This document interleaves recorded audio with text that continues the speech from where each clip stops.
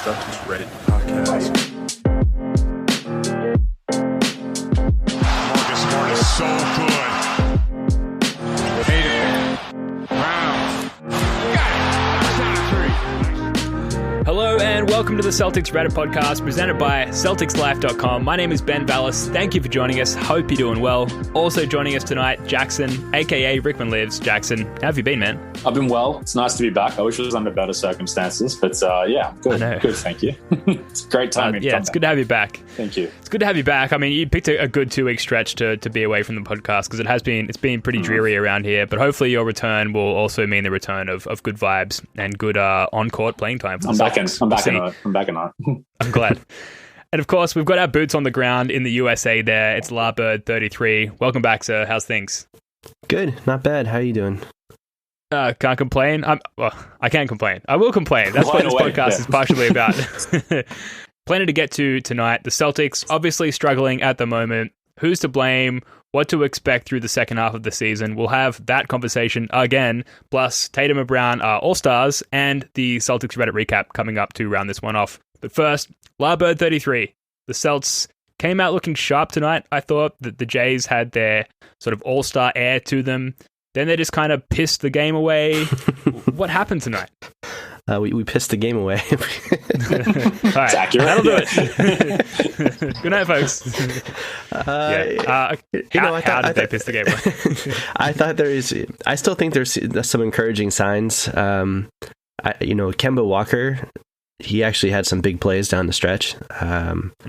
And if you look at his play over the last 6 games or so, even if you include that game where you went 1 for 12 from 3, which was terrible against the Pelicans, his stats are pretty much the same as they were last year. I mean, he's averaging about 21 points, 42% shooting, 36% from 3. It's roughly the same. He seems to be improving, so that's a positive sign.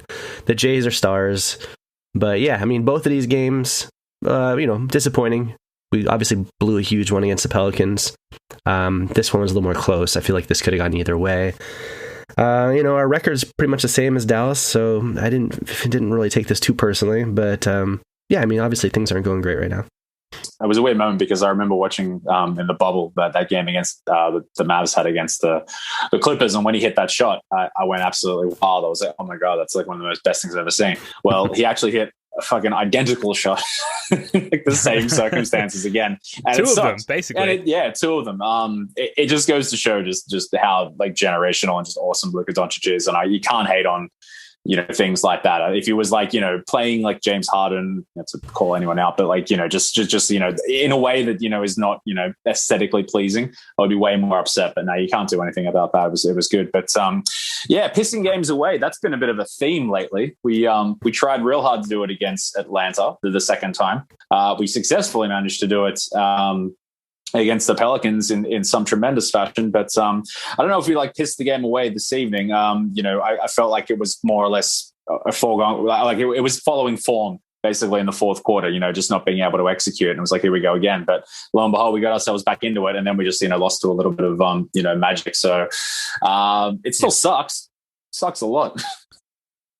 Yeah, we had a good final 3-4 minutes or whatever it was, but the point is we had already pissed the game away by that point, in my opinion. But Larbird, it's interesting what you're saying about Kemba Walker, because I kind of walked away from this one thinking, well, Kemba Walker, it was terrible. And if you just try and think back to the game and sort of the memories that sort of flash into your mind, it's Kemba Walker breaking a lot of shots, but looking at his stats here, 8 for 19, so 42%, 4 of 11 from 3, and a +9 overall. That's not that bad. And yeah, he did have that really good stretch at the beginning of the fourth quarter that kind of brought the C's back into this game after a pretty terrible third quarter. It's so hard with Kemba Walker. I really find myself seesawing on my overall perception of him and his longevity in this team, and can we or can't we win without him? I think a lot of the fan base obviously are also very divided on him as well. I'm just curious, because the data that we have to look back on and how we formulate these opinions of Kemba Walker change frequently. There's games every day or every second day. Larbird, you kind of offered your thoughts there. Jackson, I'm curious to hear what you think. We haven't had you on in a couple of weeks.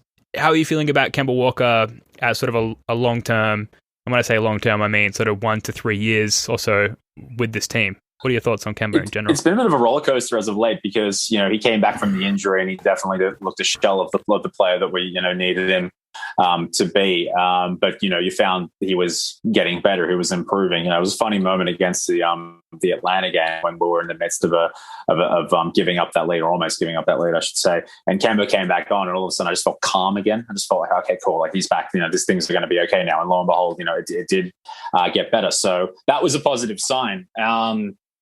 I feel he's probably getting a little bit more of the scapegoat treatment. And that's, at bottom, that's unfair. But at the same time, I mean, on the overall, like, you think about what you want to see from this team, and, like, Jaylen Brown's been delivering. Jason Tatum doesn't feel like he's been delivering, but look at his numbers, and he's been enormous.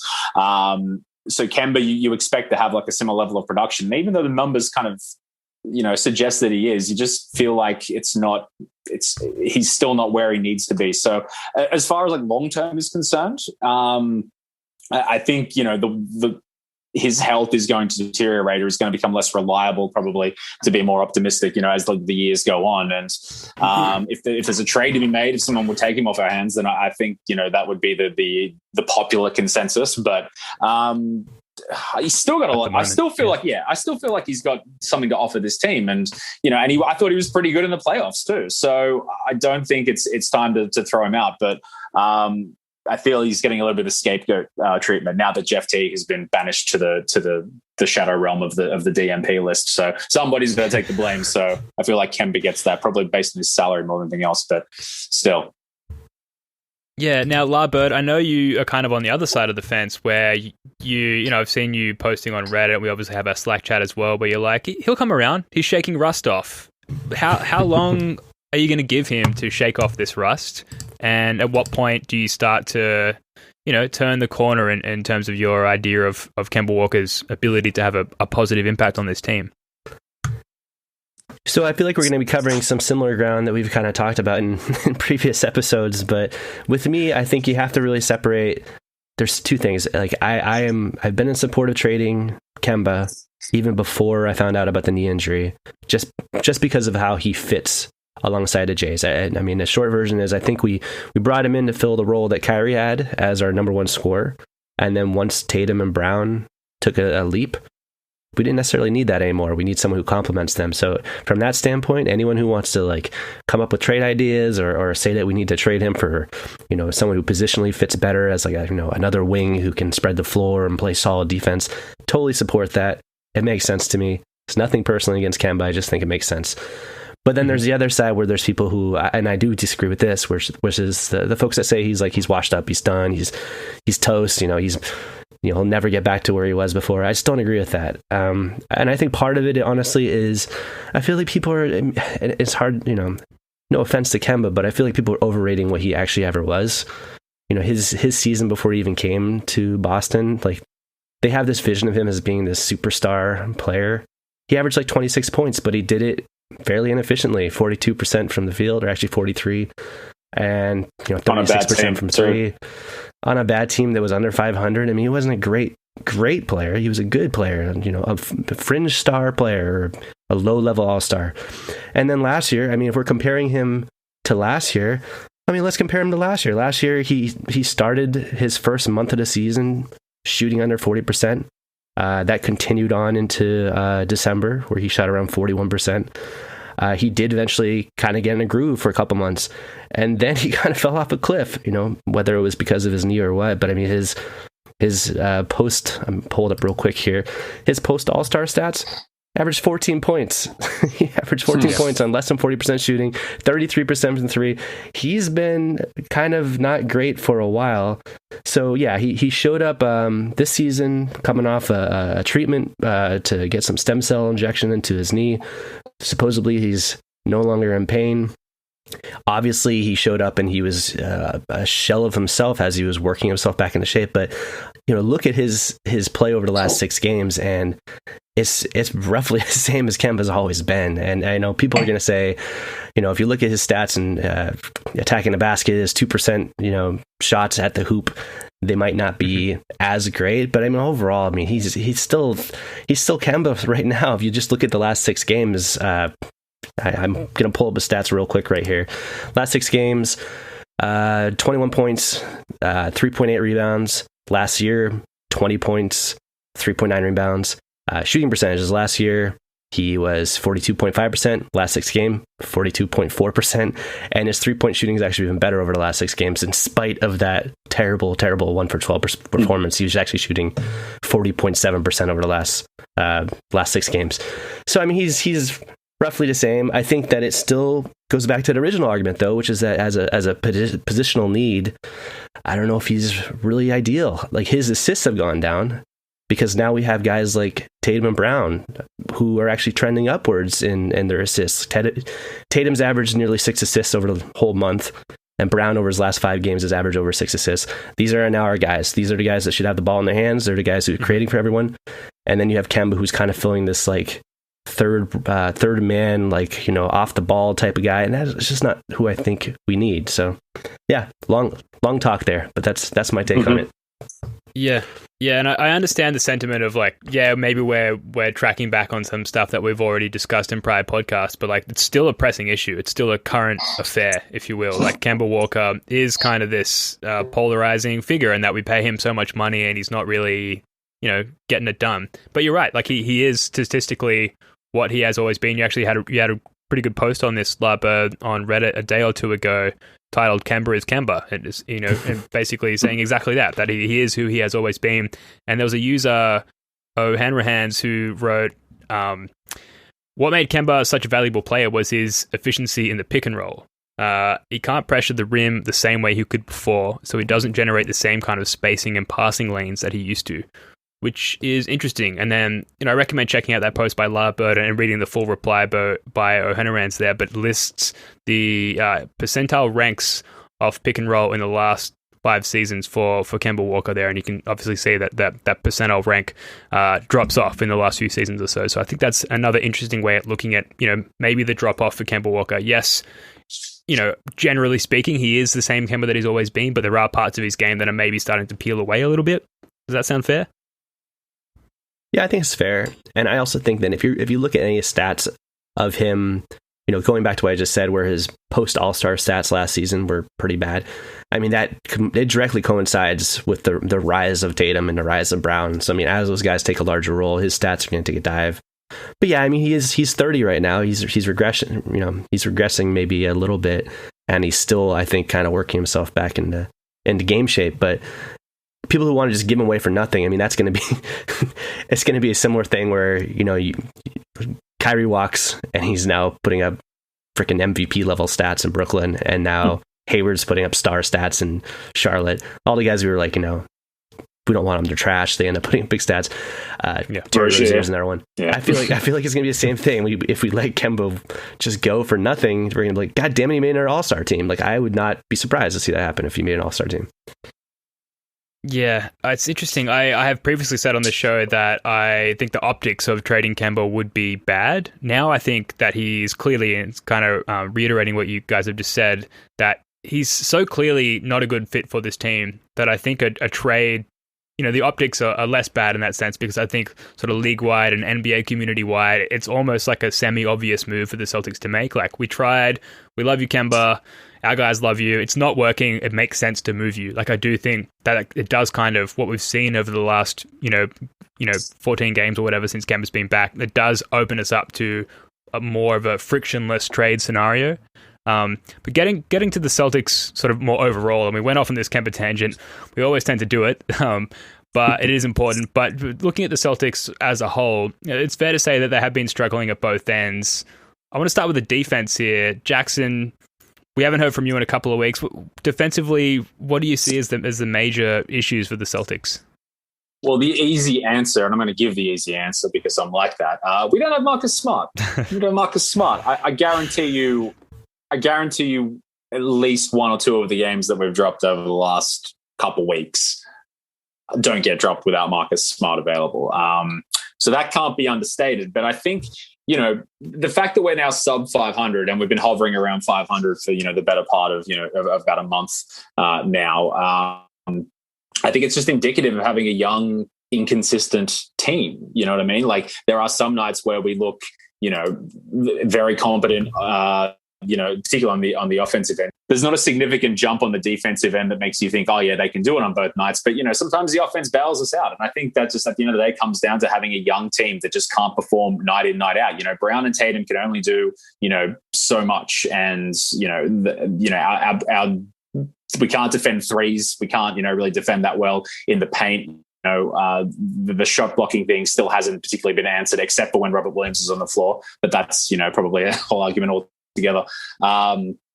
So yeah, I think the defense is just really indicative of having a young team that's inconsistent, and also Marcus Smart being out. I think those two together, play a huge factor.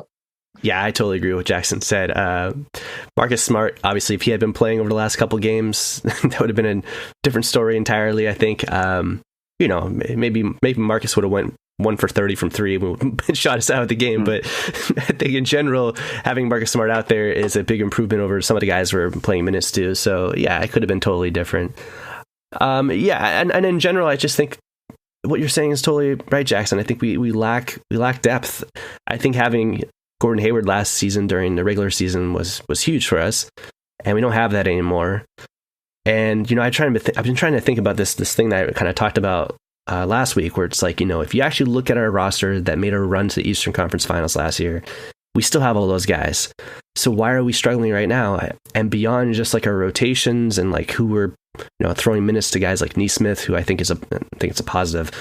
I think the other thing is just that in the playoffs you can play Jaylen Brown and Jason Tatum 40 plus minutes a night, and we probably will. I mean, everyone gets a big boost in their minutes when it counts, but you don't want to burn them out right now. So yeah, you're going to play them a normal amount of minutes in a regular season, and that means you have to give me minutes to someone like Grant Williams tonight who didn't do so well.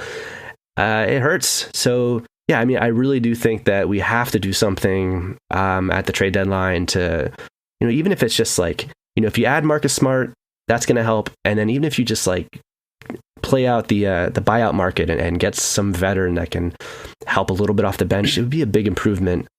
Because right now, like we're relying on minutes that guys aren't ready, and stuff is not working. But at the same time, seeing great progress from people like Robert Williams, I mean, I love seeing that. I mean, he's been one of the bright spots, and I actually want to see him get more minutes. Yeah, great individual progress, particularly for Aaron Nesmith. But going back to the defense, it is a concern that 2 of our 6th, 7th, and 8th men off the bench are rookies. And, they're pretty good. Like, Nesmith has been quite good defensively. Peyton Pritchard has been pretty good all round, but they're rookies and you have to allow them more room for error. And there have been games, unfortunately, where they haven't been as impactful as perhaps we would have liked them to have been. Marcus Smart, you add him to either that small group of people coming off the bench or add him to the starting lineup, and suddenly someone in our starting lineup goes back to the bench and they're one of the first off the bench. Just that one addition back to our overall rotation would make such a difference. And then getting back to the perimeter defense, like today, Jaylen Brown, like, we're trapping Luka occasionally, but also there's a lot of like Luka just getting to the rim, particularly in the second quarter, without us stopping the ball at all.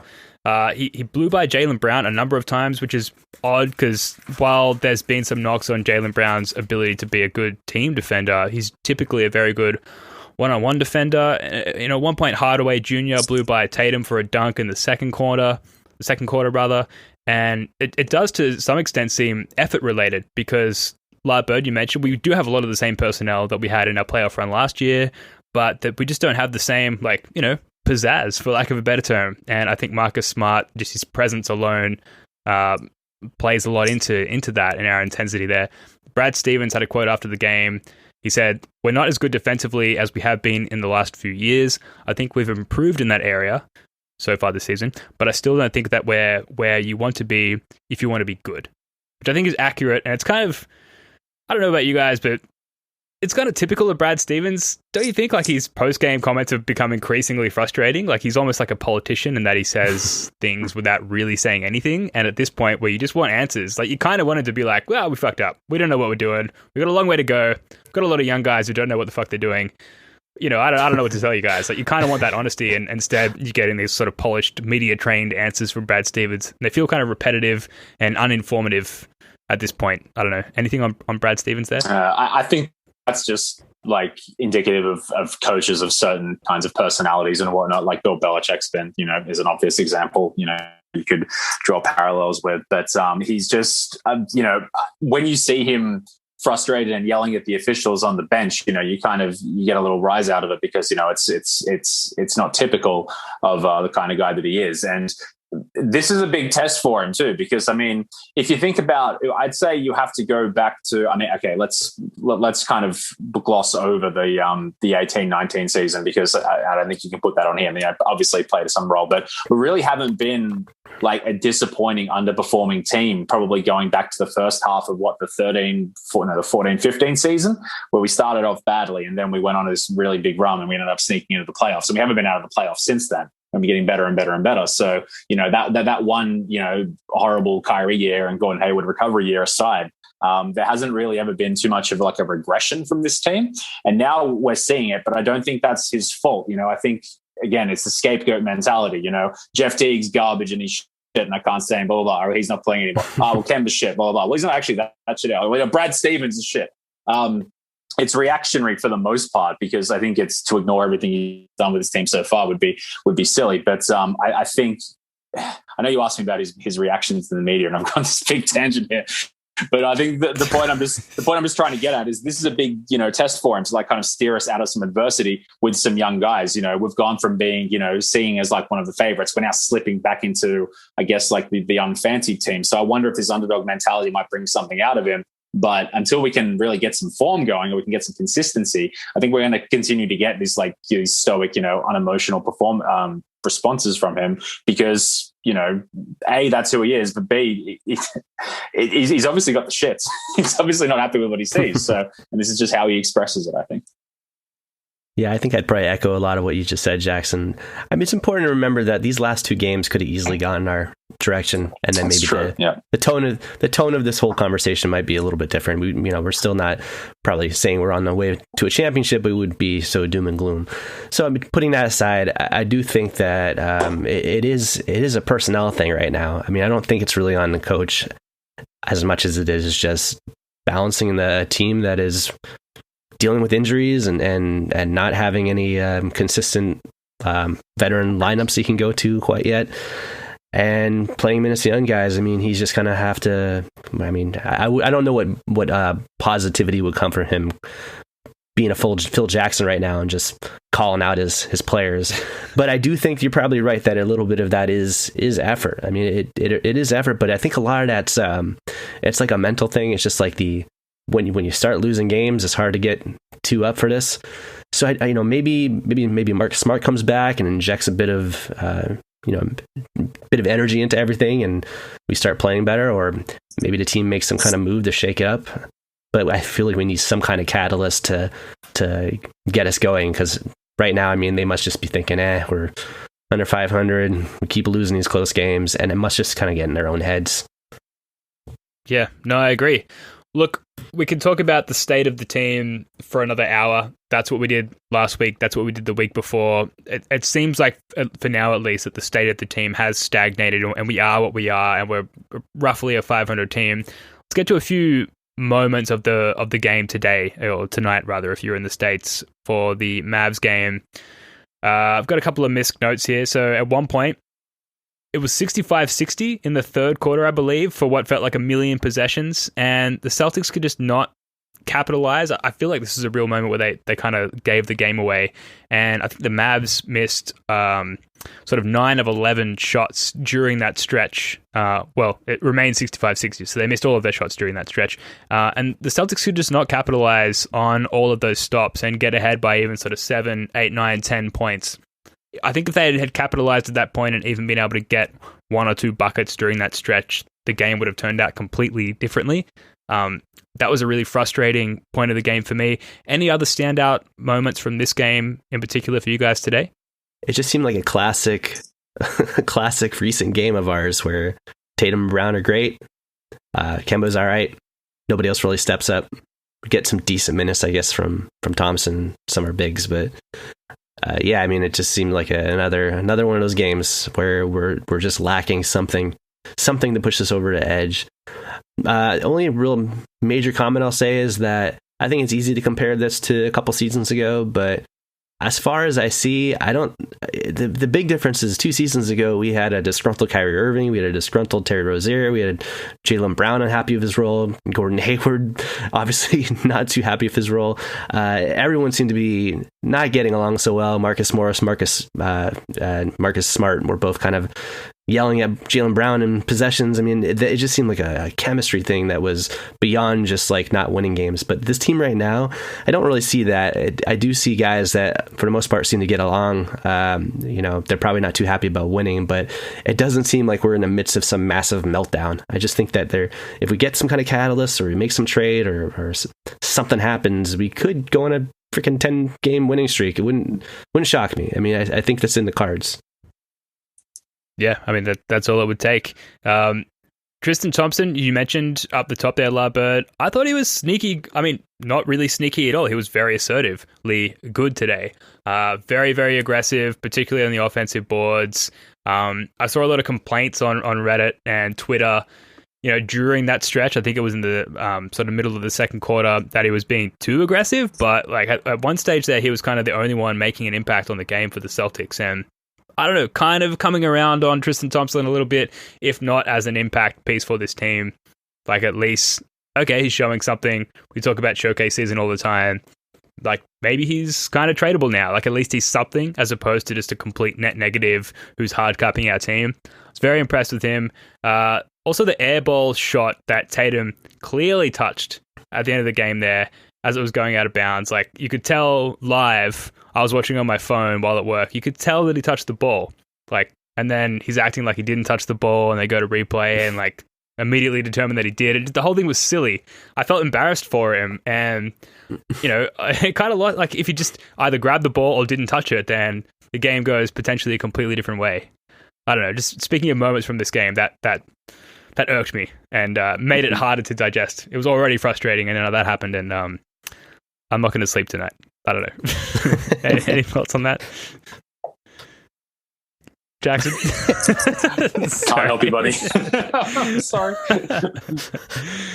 All right. Well, look, I mean, we could talk about all the terrible things about the Mavs game and the Pelicans game, but I don't think everyone really wants to hear about that. I think everyone sort of compartmentalizes these things and either moves on or holds on to things or however it may be that you cope with things. And this is not a fan therapy podcast in this particular case, so we're not going to touch too much on that. Kungu NBA on Twitter, who's a great follow, by the way, wrote, Celtics are really just losing because they need Marcus Smart and one more reliable veteran on the wing. They just have to stick with it. There's really good basketball in there somewhere. And Reddit user LilG88 wrote, I think Marcus Smart and Romeo Langford will give this team a bigger boost than most expect. I've been seeing a lot of this on Twitter and Celtics Reddit recently. I feel like a lot of people are starting to overhype Romeo Langford, who's someone that, if you think about it, we haven't seen a lot of throughout his short career so far.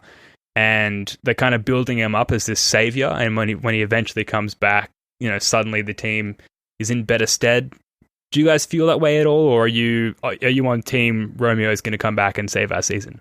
Jackson. Honestly, sorry, you just went to Jackson, but I just wanted to say that. Yeah. I just wanted to say that honestly, I keep legitimately forgetting he's a person that exists. It's the weirdest thing. Like this whole conversation leading up to this, thinking about what we could do for our roster, he never crossed my mind at all. And then you bring him up and like, oh yeah, Romeo, he could be good. It's like almost like that Doctor Who villain where if you're not like directly looking at him, you forget about him.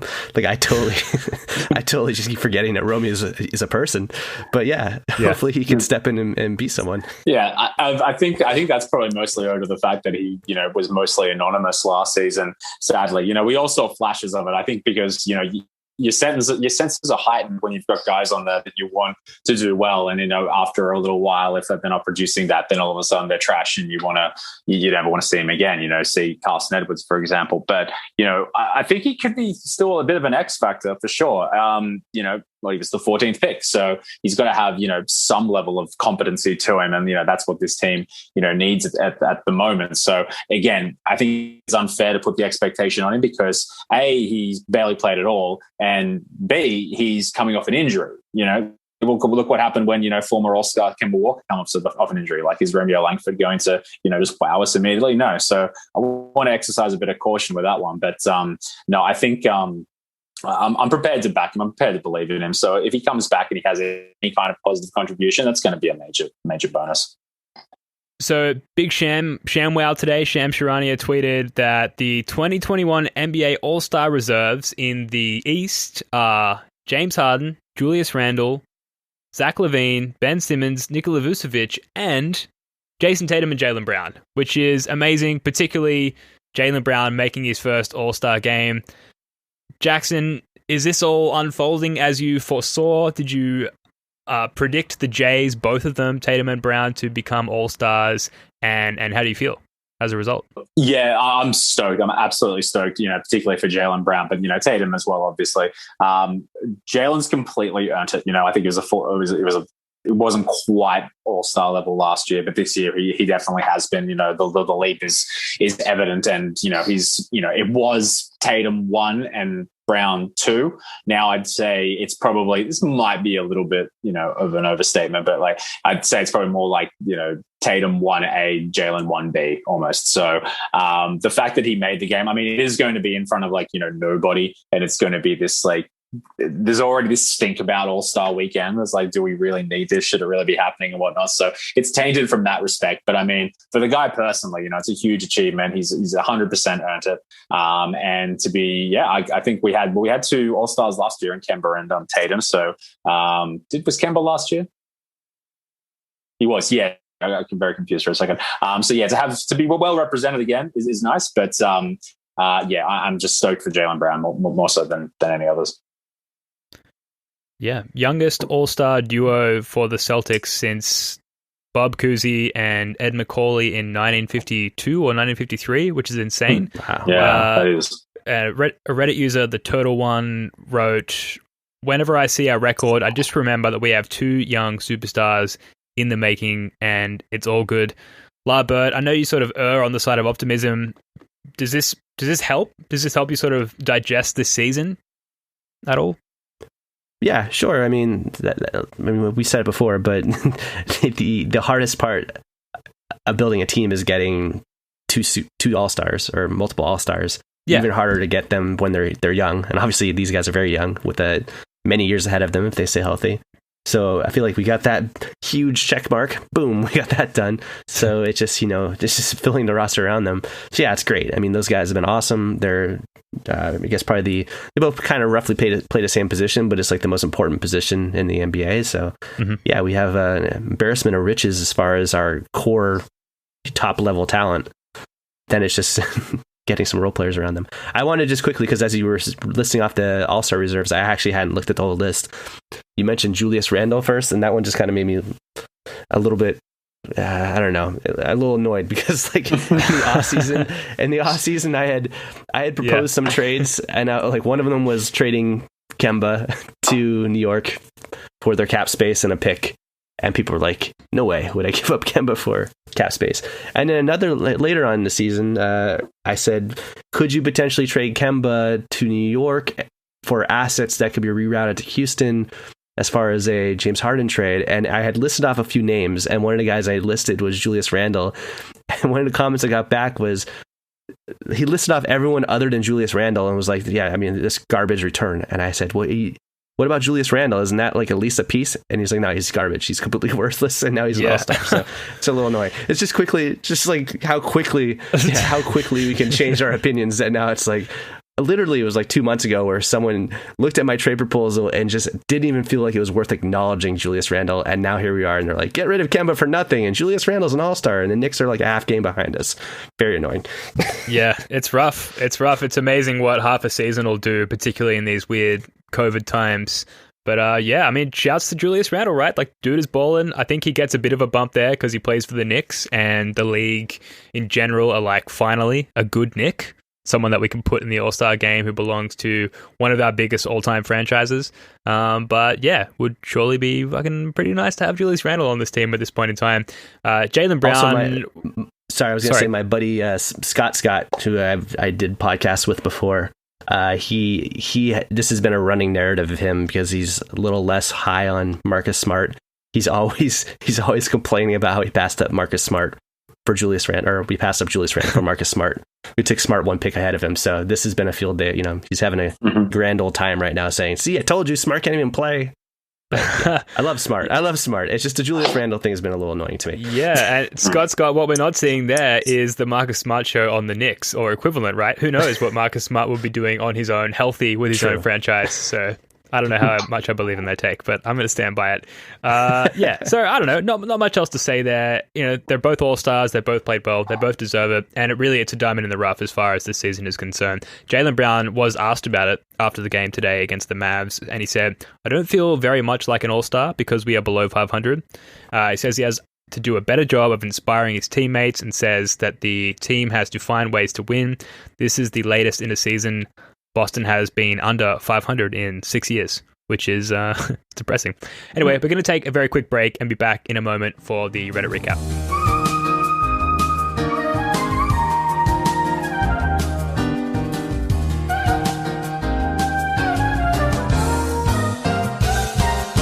All right, welcome back. This is the Reddit recap. And by the way, we are searching for theme music for the Reddit recap. So if you have suggestions, if you have a creative bone in your body and you'd like to submit an idea or a piece of music to us to use as the Reddit recap theme song, please do so. We'll consider it and use it if it's any good.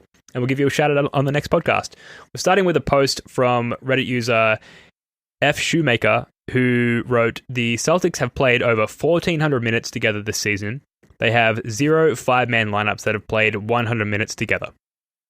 Guys, I know basically this whole podcast, we've been sifting through, the muck and trying to find reasons for optimism. I don't know. I feel like this is a pretty good, it's been a crazy season with COVID, and I think a lot of teams are afflicted by this kind of thing. But I mean, surely fans have to consider this particular insight when sort of thinking about how to perceive this season. Am I wrong?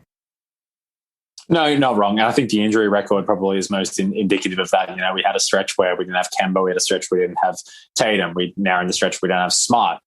Brown was out for a few games too. So it's you expect to see players in there filling gaps and whatnot. So I mean, if you want to look at it from a pessimistic perspective, it's like, oh, Brad Stevens doesn't have his lineups correctly. Like what's he doing? He's incompetent. Blah blah blah.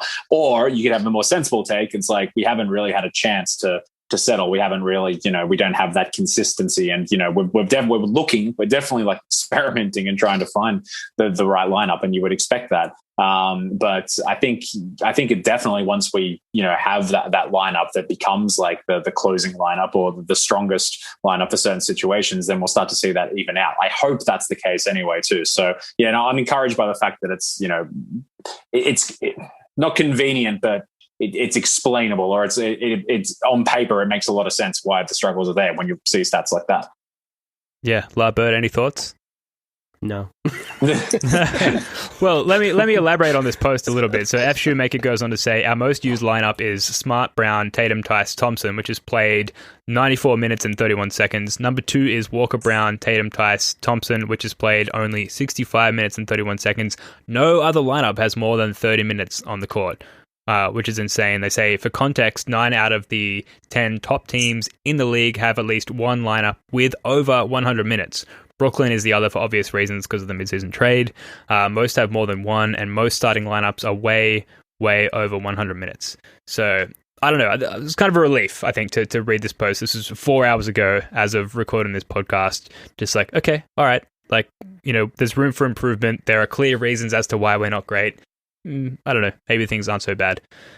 Should we move on? Anything to add to that post? Yeah. No, I agree. I think by the end of the season, and again, as we've been saying all these same things, but by the end of the season, if we find a core 9 and stick with them, we'll build some chemistry. People get in a rhythm. It can be completely different than it is right now. But just looking at that right now, it gives you some insight to why we might have been struggling a bit. Yeah, it was a timely post by that user. Moving on to another post by user Leroy Browntown. They write, posted this in another thread. Feel it should be said in regards to the traded player exception. They go on to say, we need to understand that Denny and the C's can do more with the TPE in the off-season. knowing this and seeing that this team is in no way competing this year against some of the current teams in the league, blah, blah, blah, blah, blah. So question to you guys, do you still feel like the TPE should be used this season, or do you think it could be better used in the off-season? And if so, what kind of moves do you envision in the off-season using the TPE? As far as like off-season moves are concerned, I really wouldn't have a clue, to be perfectly honest. But I mean, I'm torn between two schools of thought. There's one that's there's one that's like, let's have a swing, let's try and get somebody that's going to make an impact now, and let's start building on that for next year. But I mean, if you really zoom out and see the bigger picture, I reckon it doesn't matter really who we get now. We're not getting past Brooklyn.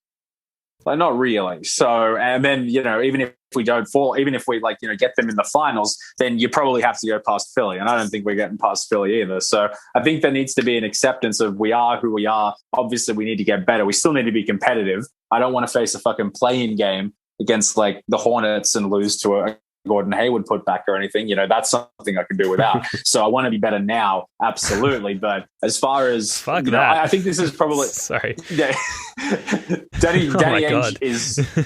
Yeah, no, sorry for putting that thought in your head. I'm never going to be able to get that out of my mind. Sorry. Playing basketball would be pretty fun. Let's face it. We'll be up against the Hawks and the Knicks and the Wizards, the Hornets. Shit.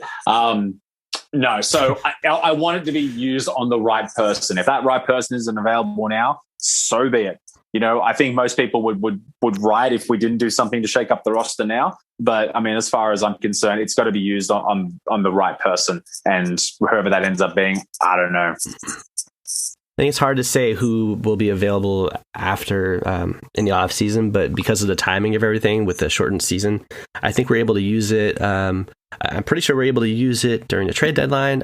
During the draft, and we're able to use it in the first part of free agency. So it opens up a whole bunch of possibilities that we can probably talk about at that point in the podcast. But in the short term, I mean, there's still options. Reddit user Prestige Worldwide pointed out, I hadn't realized this, but the Kings had lost 7 in a row. It's now 8 in a row. The Kings have lost, fallen way out of the playoff picture for now. And so they might be looking to finally move Harrison Barnes, which is, one of everyone's favorite talents here. And supposedly he's looked at the Kings subreddit. I haven't checked it myself, but a lot of them were interested in Aaron Nesmith. So I mean, we've been kind of showcasing Aaron Nesmith. Is that something we want to do? Maybe. Maybe. So, I mean, there's going to be opportunities with TPE, and even without the TPE, we were talking about this on our thread. You can put together a pretty sizable chunk of salary by including Tristan Thompson with players. You could include Thompson with Tice. You take back $15-18 million. Or, I mean, you could go as far as to include, is not, brace yourself, but you could include Marcus Smart and Tristan Thompson.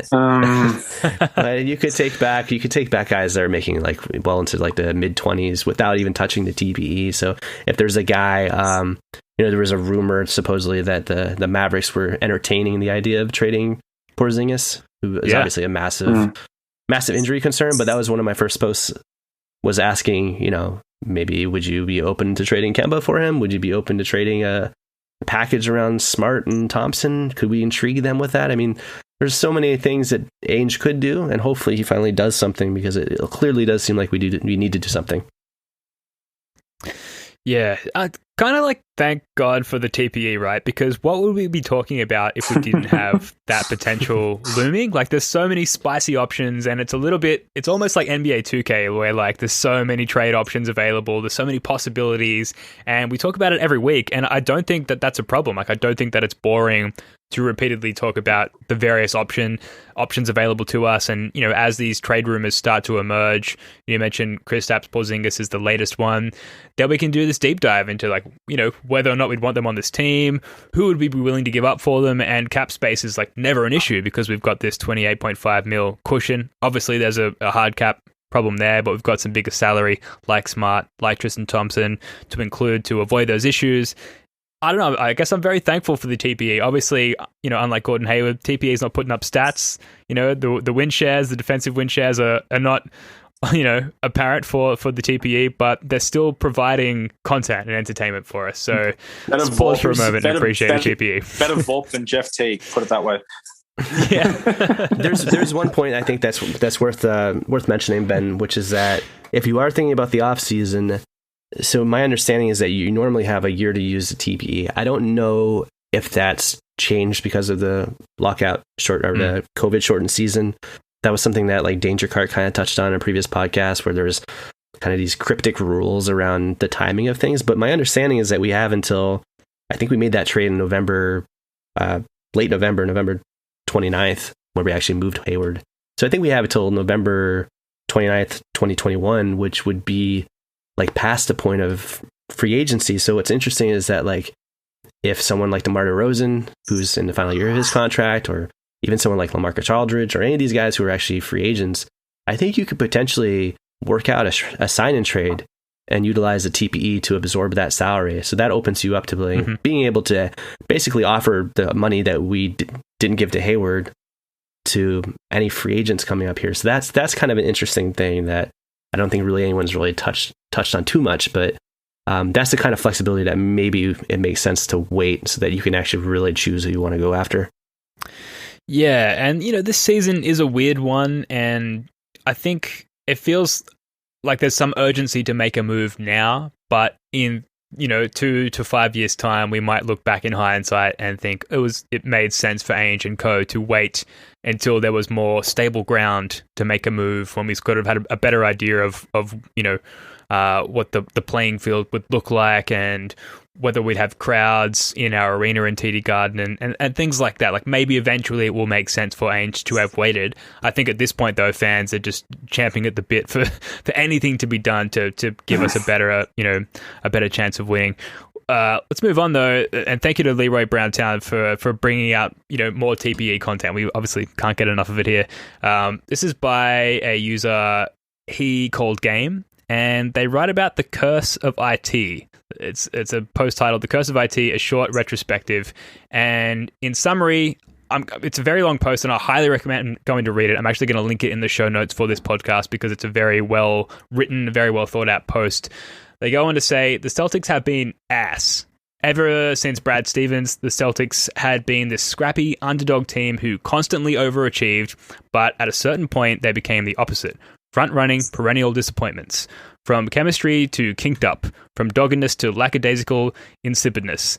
This is the curse of IT. If you trace it all back, this run of insidious bad luck starts the summer when we traded for IT. Now, I'm going to summarize the key points of this post here because it is quite long, but it's a very good and very entertaining read, so please don't take my summary for it. Go and read the post. They go on to write, the IT trade in the summer of 2017, it was the right move, but the optics were terrible.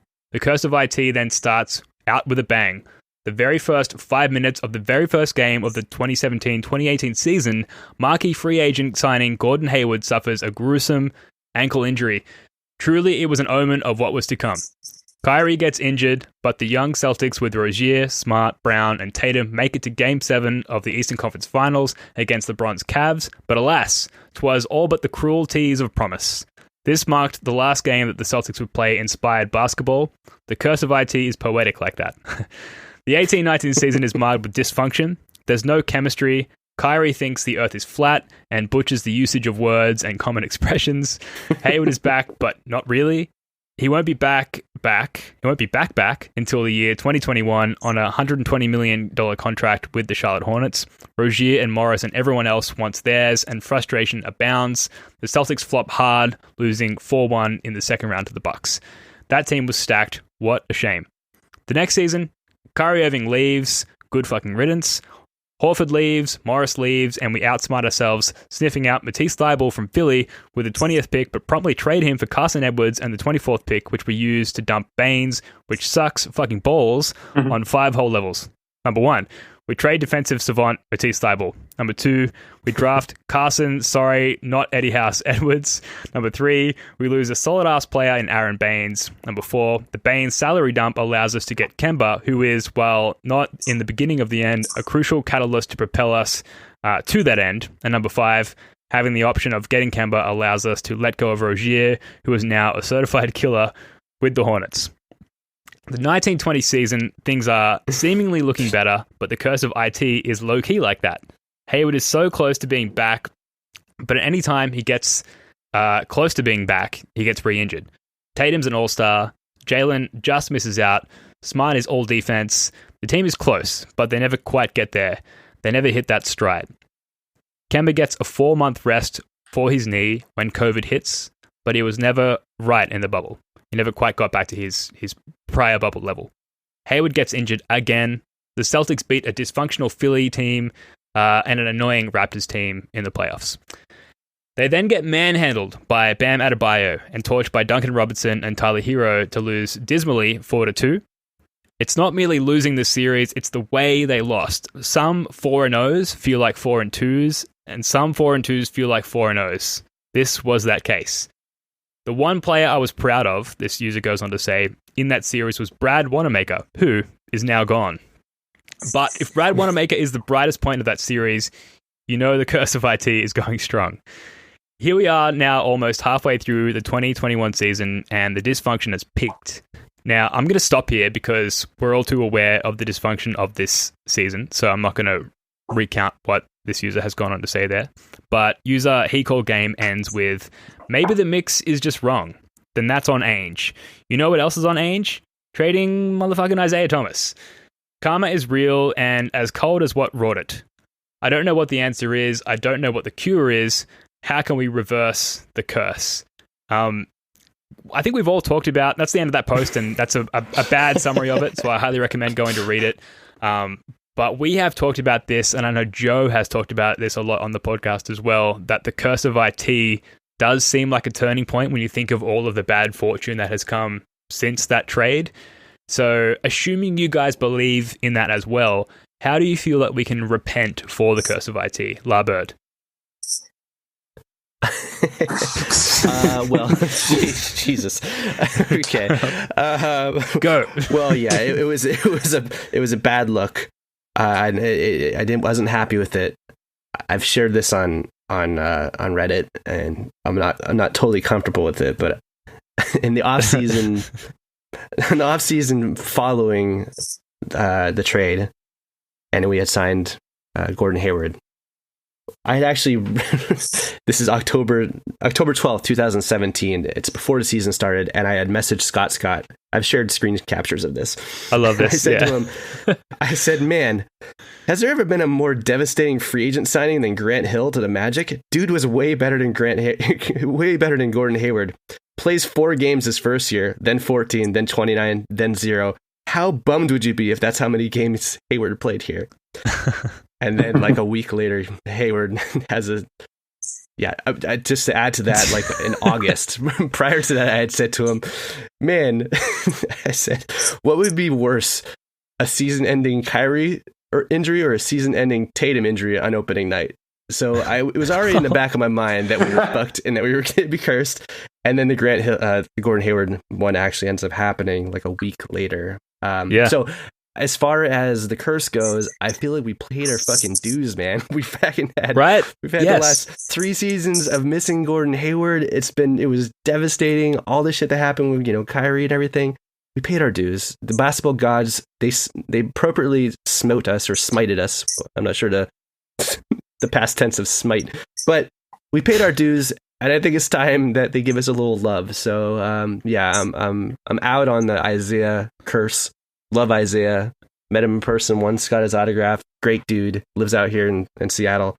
It's time to move on. Let's have some basketball love again. Let's also point out this is the franchise that had Len Bias die and Reggie Lewis die. Mm-hmm. We paid our dues for many, many, many, many years. It's time for us to have a little bit of positivity here, right?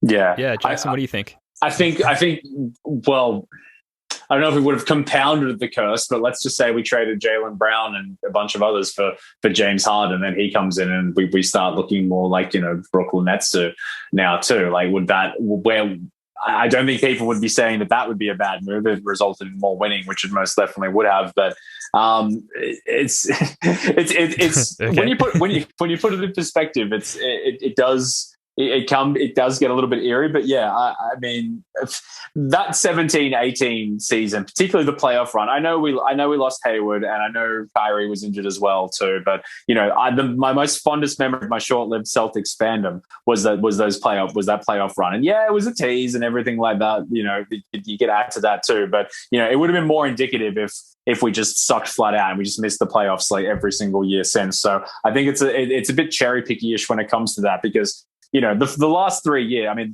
that one Kyrie season again, the second one that's been brought up again. I've loved supporting the Celtics. It's been great, and I think if we had maxed IT or if we had not made that trade, then who knows how it would have turned out too. But it's like, oh man, you could have had Kyrie Irving, and instead, you just kept broken ass Isaiah Thomas.